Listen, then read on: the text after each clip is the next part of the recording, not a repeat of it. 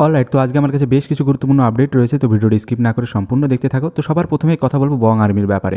তো আগের ভিডিওতে আমি বলেছিলাম বং আর্মির সাথে কী ফ্রড হয়েছে। তো ফ্রড হওয়ার জন্য বং আর্মি কী করে, কেস করে, এবং রিসেন্টলি দেখা যায় তারা নেক্সট ভিডিওতে বলে তারা কেসটা তুলতে বাধ্য হয়, এবং কী কারণে তুলতে বাধ্য হয়েছে সেটার কিছুটা পার্ট আমি তোমাদেরকে দেখিয়ে দিচ্ছি। পুরোটা দেখতে চাইলে নিচে ডিসক্রিপশন লিঙ্ক থাকবে, তোমরা গিয়ে দেখে আসতে পারো। আমরা কেসটা তুলে নিচ্ছি, কারণটা কি সেটা তোমাদের বিষয়টা বলছি। এটা আপলোড করি তখন অনেকেই মানে ওদের পরিচিত যারা আছে, যেহেতু ছেলেটা তো ফেস যেহেতু দেখিয়ে দিয়েছিলাম, ওদের পরিচিত যতজন আছে সবাই ওদেরকে লিঙ্ক পাঠাচ্ছে, হ্যাঁ লিঙ্ক পাঠিয়েছে। এবার ওই জিনিসটা ওই ভিডিওটা ওই ম্যানেজারকে কেউ পাঠায়, ওই ম্যানেজারটা তখন ওই ছেলেটাকে কন্ট্যাক্ট করে, যে চিটারটা তাকে কন্ট্যাক্ট করে আর কি, কন্ট্যাক্ট করে ওকে তো স্বীকার করা, যেহেতু আমি প্রমাণ দিয়েছি ভিডিওতে, পুরো ফুল প্রমাণ দিয়েছি, আর ওরা চেক করে দেখেওছে যে অ্যাকচুয়ালি জিনিসটা আনডেলিভার্ড দেখানো হয়েছে এন্ড ওর কাছ থেকে আমাদের কাছে পাঠিয়েছে ও। আমার উদ্দেশ্য নয় তাকে বা তার পরিবারের কোনো 1% ক্ষতি করা, তাই জন্য দেখেছো ভিডিওতে কতটাই রিকোয়েস্ট করেছিলাম যাতে করে ও অ্যাকসেপ্ট করে নেয় তার ভুলটা, যাই হোক করেনি, তাই জন্য বাধ্য হয়ে আমাদের এই স্টেপটা নিতে বাধ্য হয়েছিলাম। যাই হোক অ্যাকসেপ্ট করে নিয়েছি, ভেবেছিলাম যে যদি এবার যদি অ্যাকসেপ্টও করে ক্ষমা চায়, তাও ক্ষমা করবো না, কারণ এখন তো কেস করেছি বলে ভয় ক্ষমা চাইছে, তাই জন্য ভেবেছিলাম যে ক্ষমা করবো না, কিন্তু তাও ভাবলাম যে না থাক, যেহেতু ওর বাড়িতে পরিবার নিজে বললো যে ওর একটা বাচ্চা আছে, তাই জন্য আমরা কেসটা তুলে নিচ্ছি। তবে হ্যাঁ, এইটুকু সিও যে শিক্ষা পেয়ে গেছে, আর ও কোনোদিন আশা করি ও আর কোনোদিন এত বড় ভুল করবে না। নেক্সট কথা বলো তুষার দাসের ব্যাপারে। তো রিসেন্টলি তুষার দাস তার ইনস্টাগ্রাম স্টোরিতে একটি স্টোরি পোস্ট করে, এবং সেখানে সে বলে, ভাই ইউটিউবে ছাপড়িগিরি করতে পারবো না, বাট ভালো কন্টেন্ট বানাতে পারবো।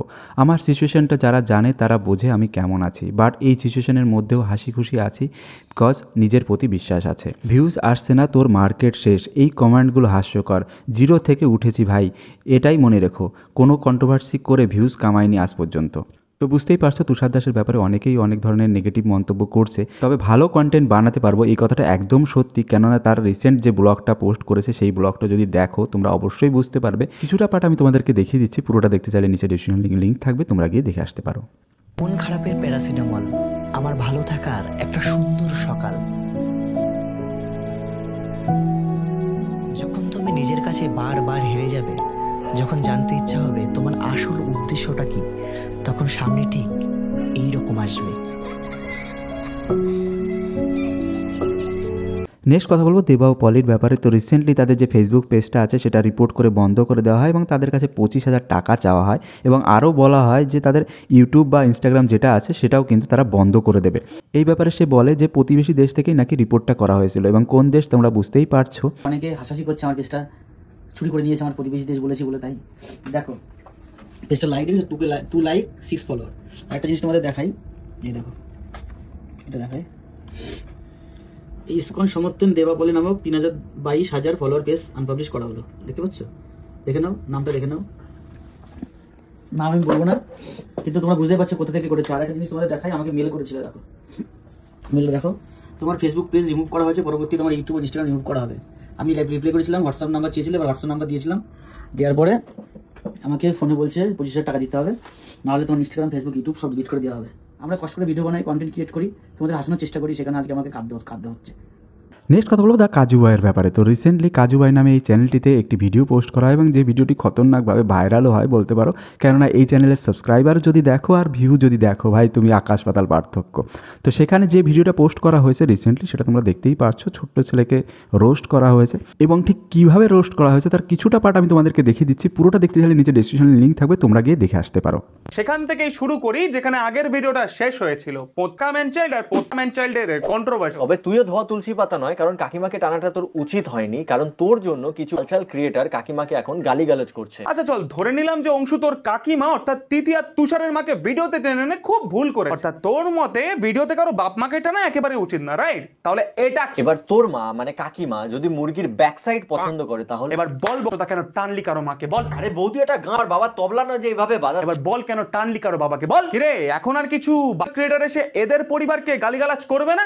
আর কাকেই বা বলছি, তুই তো নিজে একটা 10 মাসের ব্যর্থতা যে নিজেরই বাপ মাকে অবধি ছাড়িস না, দেখাই তোর বাপকে গিয়ে বল লাগিয়ে দেবে।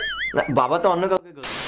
নেক্সট কথা বলবো ঋত্বিক অধিকারীর ব্যাপারে। তো তোমরা সবাই জানো কিছুদিন আগে ঋত্বিক অধিকারী বেঙ্গলি গড ট্যালেন্ট বলে একটি এপিসোড চালু করেছে, এবং প্রথম এপিসোড খতরনাকভাবে রেসপন্স পেয়েছে, এবং তার দ্বিতীয় এপিসোডও আসতে চলেছে, এবং সেটার ব্যাপারে তার ইনস্টাগ্রাম স্টোরিতে একটি স্টোরি পোস্ট করে, এবং সেখানে সে যেটা বলে, হ্যালো বন্ধুরা, কেমন আছো? আমি তোমাদের থেকে একটা জিনিস জিজ্ঞেস করতে চাই, মানে তোমরাই তো আছো আর কাকে আমি জিজ্ঞেস করবো।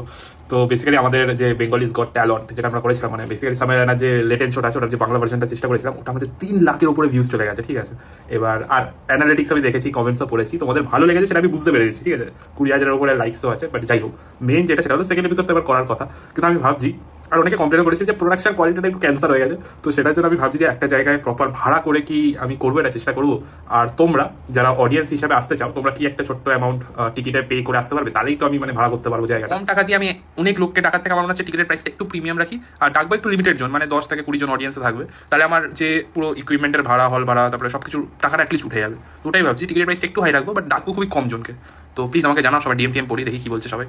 নেক্সট কথা বলবো ওল্ড এজ কিচেনের ব্যাপারে। তো রিসেন্টলি ওল্ড এজ কিচেনের সঙ্গে একটা ছোট্ট একটা অ্যাক্সিডেন্ট হয়ে যায়। আমি ভিডিওটা দেখাচ্ছি তার আগে তোমাদের কাছে একটা ছোট্ট প্রশ্ন, যে ওল্ড এজ কিচেনে যে ভদ্রমহিলা রান্না করেন তার নাম কি? তোমরা নিচে অবশ্যই কমেন্ট সেকশনে জানাবে, আমি দেখতে চাই কজন জানে। মাংসটা ভাজছিলাম, মাংস ভাজছিল, তেল ছিটকে গেছে, তেল ছিটকে গেছে, দেখি এই দেখাও যাচ্ছে, এইখানটা একটা, এখানটা একটা, এইখানটা একটা। তো এখনকার পর্যন্ত এইটুকুই। তোমাদের সাথে দেখা হচ্ছে নেক্সট ভিডিওতে, ততক্ষণের জন্য থ্যাংক ইউ অ্যান্ড বাই।